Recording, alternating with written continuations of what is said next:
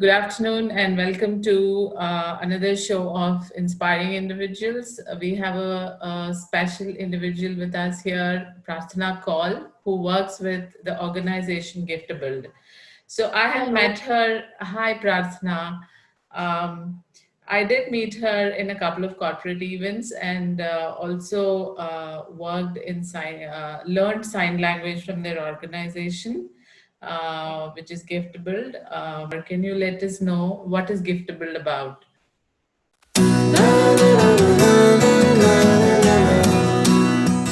Giftable works towards empowerment of people with disability. To tell you how it started, story goes almost 7-8 years back. So Mm-hmm. I was working with IBM corporate sector almost 15 years back. Then moved to social sector. Fortunately, got chance to work with thousands of volunteers and thousands of beneficiaries as well. It could be children, education, civic issues, human rights, health related issues, people with disability, elderly welfare. While doing all of these, I realized that disability as a cause comes to bottom of pyramid. Right. So at least now there is a law in place. There is a lot of awareness happening around. So people at least know some bit of it. But if you ask me some 10, 15 years back, even when I was walking and I saw a bunch of children laughing, smiling, I was like, kya ho gaya? Everything okay? And then I realized they are communicating in their own language, which is sign language. So we Mm. took a step to learn sign language, and I still remember, like, I used to feel fully excited. I used to meet any deaf. First thing I used to do is like, hi, my name is Prarthana, and the immediate response I used to get was, are you deaf? And I was like, no. Is someone in your family deaf? No. Then how come you are signing? So for them, it was like, ours is a different community, theirs is a different community, and if I am doing sign language, there has to be a reason to it. And I was like, no, because I'm volunteer and I like to volunteer. And they were like, not sure how, maybe.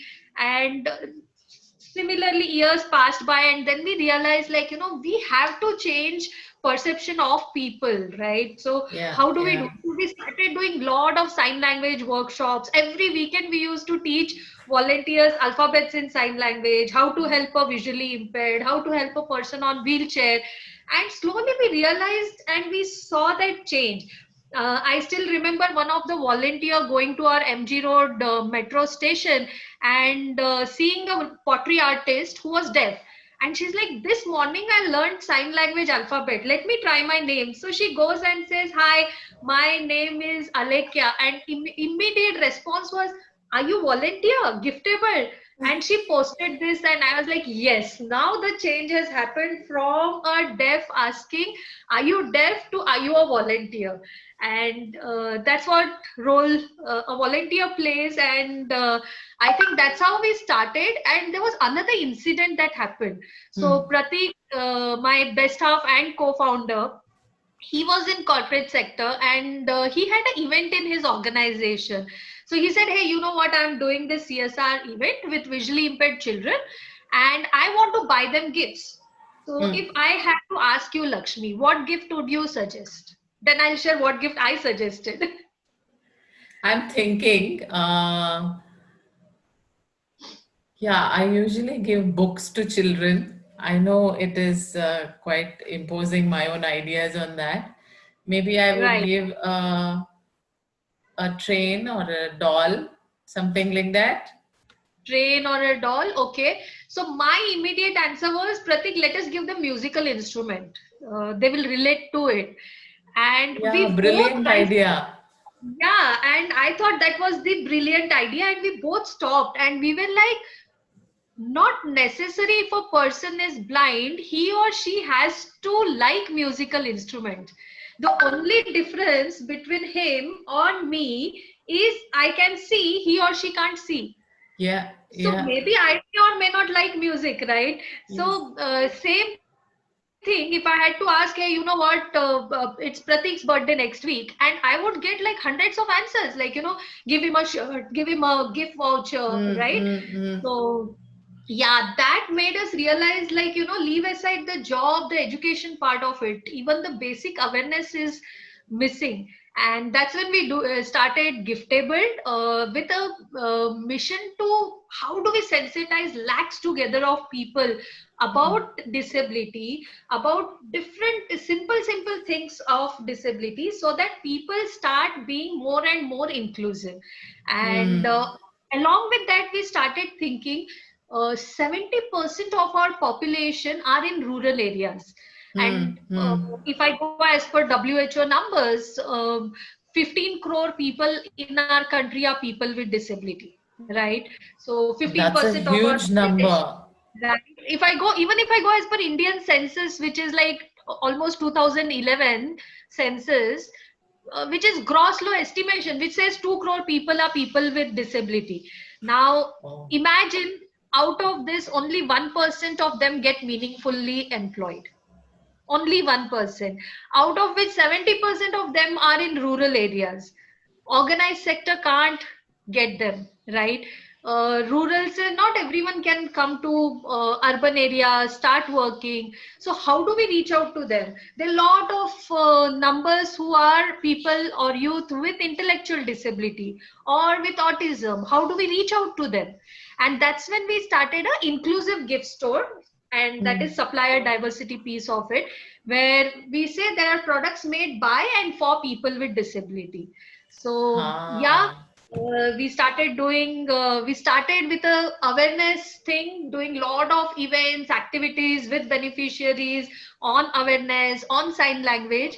uh, Today we do awareness sessions, we do accessibility audit, it could be website or infrastructure, we do lot of Hmm. employee engagements, we do lot of work around supplier diversity, and at the same time we do CSR related projects in rural areas with a focus on health, education and livelihood.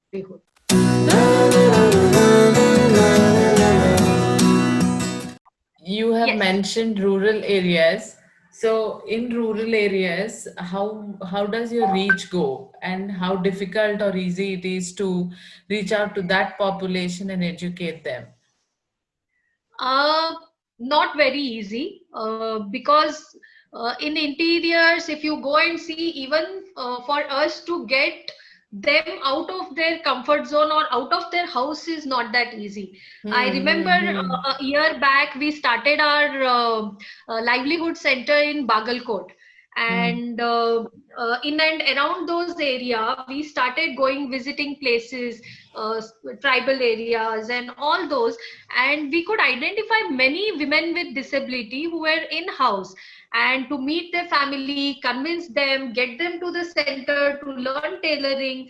uh, Initially it was a difficult task, as in they were like, why do I have to send my daughter, as in she can just be at home, clean vessels, take care of house. But they would never think that she can also go out, learn something and earn her livelihood. And while in a month's time they saw that their daughter was making bags and all, they were like, when is your next session happening or next training happening? I want my daughter to learn more. So that has been the change. But initially there has always been challenges, and for us it was very important to reach out to rural areas, especially also health of women and children with disability.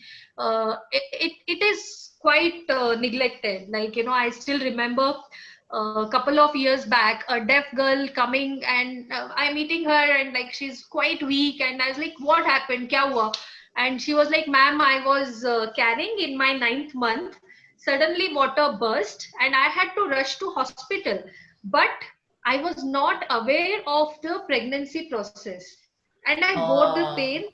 It was normal pain, and next day I go to hospital, the baby born is dead baby. Now, these are the cases that happen every other day, Yeah, right? the There is awareness on health. awareness is missing, health sector is not aware.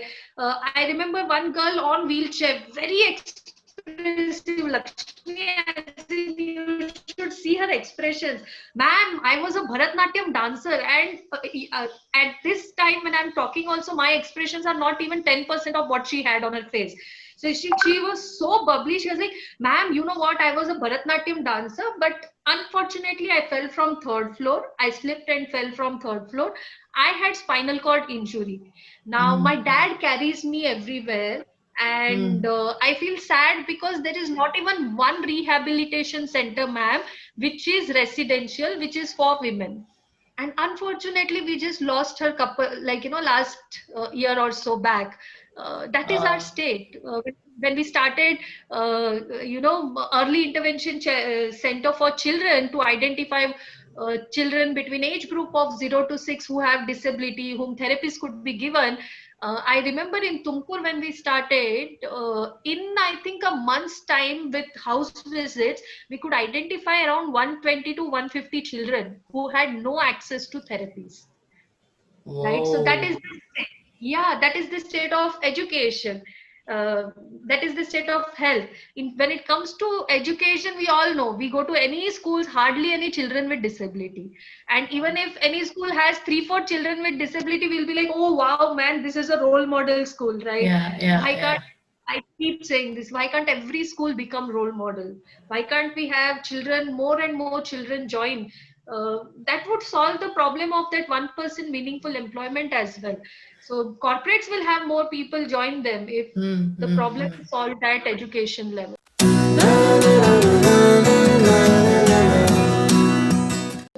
So I have two questions. One is, Yes, I see that you have tried to enter into the rural area by showing them the immediate satisfaction from the product that they develop, be it a bag right, or a doll or anything, that the satisfaction right, that they get is what will help them come out. The second right, way, and one while doing that, how do you ensure their safety when they come out of their work, their homes, or to learn something? One, because of the disability that they have, and also right. how they are going to express themselves. So how do you help them in that space? Right. So whenever we have such trainings happening around, we make those trainings residential for a month so that they stay there. We Mm, have someone who is taking care of them 24/7. So from safety perspective, that takes care of them. We take care of their food, stay in that place. And if it is otherwise, if it is like coming and going, then we'll ensure like they reach home before it is dark. mm, So that way mm. we take care of all those things that are needed from their safety perspective. Okay, okay.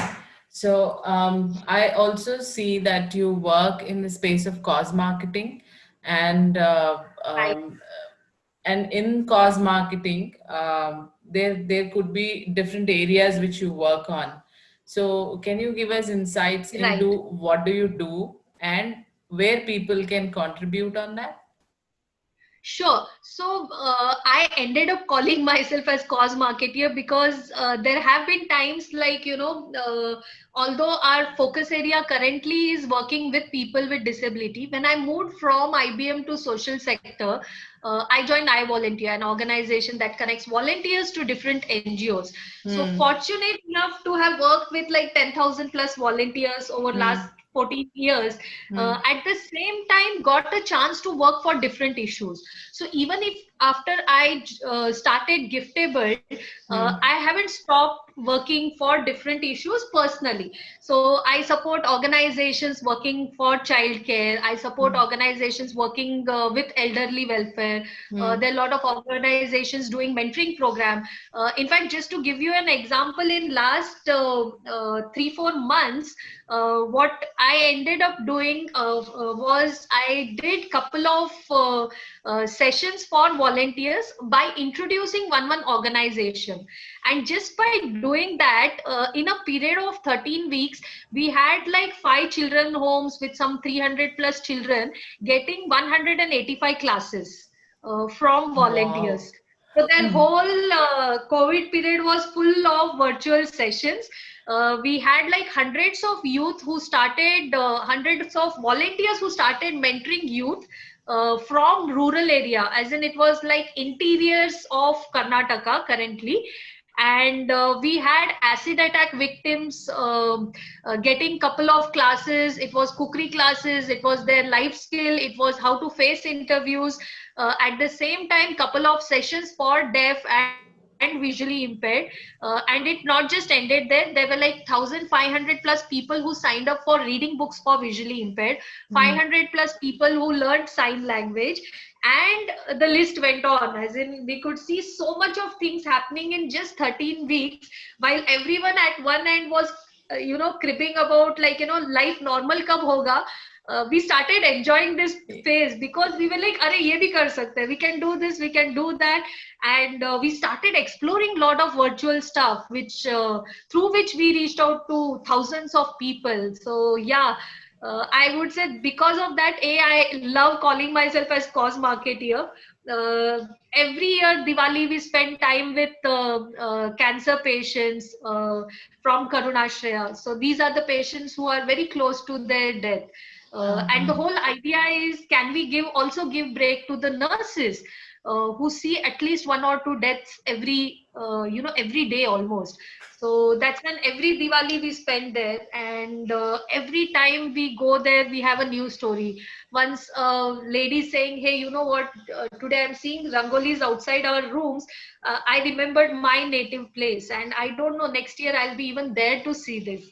Right? Yeah. There was one time when one of the youth. So we do a lot of energizers, lot of activities. So I still remember this one of this Diwali where. One boy, he was like on stretcher, and we were doing this energizer where you have to shake your right hand, left hand. And I still remember he raised his hand and said, "I want to sing a song in Kannada." And we were like, yeah. And we realized he was singing with very feeble voice, and we realized he had throat cancer. But after he sang and there were hundreds of volunteers who clapped, we could see how happy he was. And after a week, I go to the same organization. The first question you ask is not how is he, you just ask is he still there? Because these are all cancer patients close in their last stages. So I asked, like, hey, that young boy who sang song, is he still there? And they said, looks like today is his last day. So I said, can I just go and meet him? And while I go and I decided I'll meet him, I was still thinking what to do, how to talk, what to discuss. And I saw him lying on the deathbed, and his hand size was almost half of my hand size.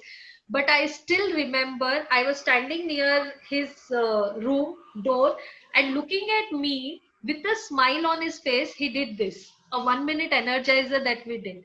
So they say you cannot add days to their life, but you can always add life to their days. Oh, it's Right. so So such, it's so such touching. are the causes, like health related, education related. Again, with children, there are so many incidents where one of the children home, which is need based India, every year Rakhi is spent there. So last, almost like 3-4 years, we've been spending there. And there's one boy who says, when you grow old, I'll take care of you. Now a chain or like a connect that we find. So I like, yeah, of course. So yeah. So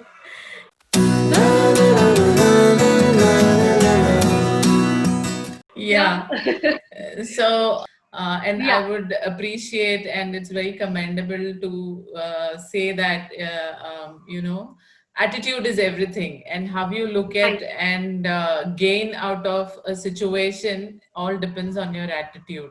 So, right, hats right. off to you on that, and for Thank leveraging you. and bringing positivity around you through volunteers to most of them who were in need.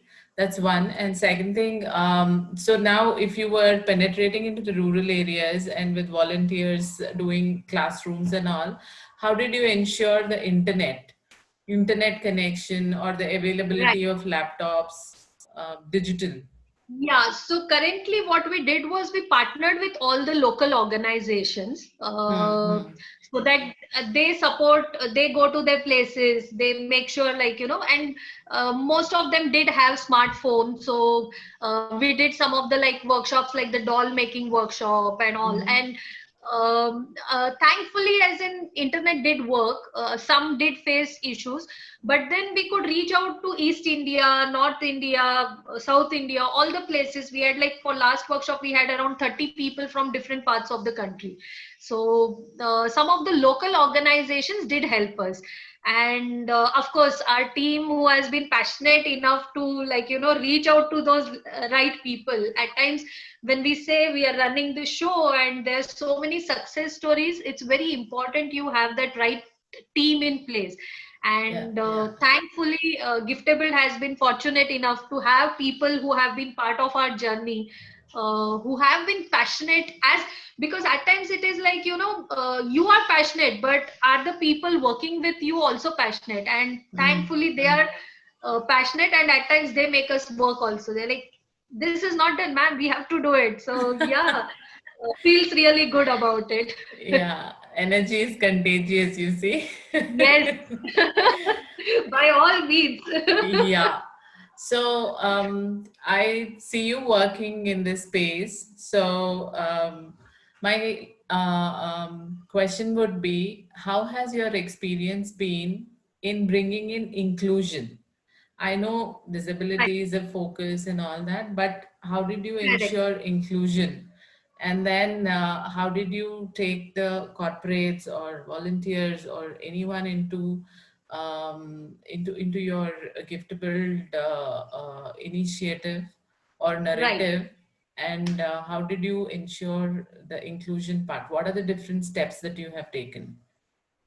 Right. So what we have started doing is we have started working closely with corporates on sensitizing the senior leadership team, sensitizing the teams, the managers, even the facility teams or the real estate team, which is your admin and all security staff and all.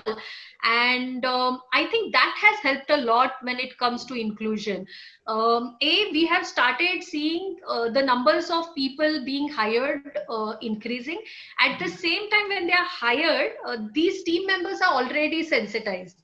Hmm, hmm, And hmm, we keep saying, like, we with through our experience of working with 50 to 60 corporates, we have come up with a framework for inclusion of people with disability.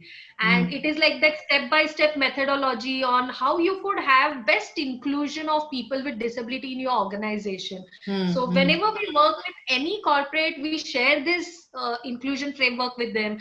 We talk about the emergency preparedness guidelines, we talk hmm, about equal employment policies, hmm, and all this has helped a lot. And we have seen that change. Corporates, like, these days there are a lot of corporates who have taken step towards, like, consciously taking step towards having supplier diversity in place.